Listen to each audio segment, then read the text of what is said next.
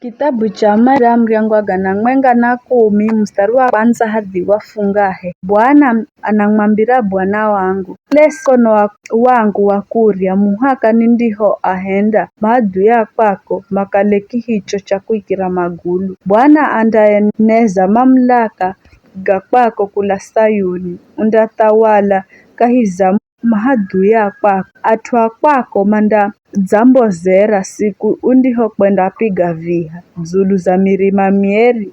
Vijana kwako manda kudzirira heremanina gama za chamaiti. Bwana adzapa vivi na kanda badilisha mazoge uwe umulombi hata kare na kare. Ulombi wa kwako undakala karakara naria Meliki Zedeki. Bwana aupande wa kwako wa kurya andatisatisa tawali siku ya Koresi. Andahukumu kaiza mataifa yotsi andaijaza nyufu na andatisatisa vilongozi kila hatu kaiza dunia. Mtawali andanwa madzi ga kadzuho kakandakanda yangira na yandamnula kitswache cha ushindi.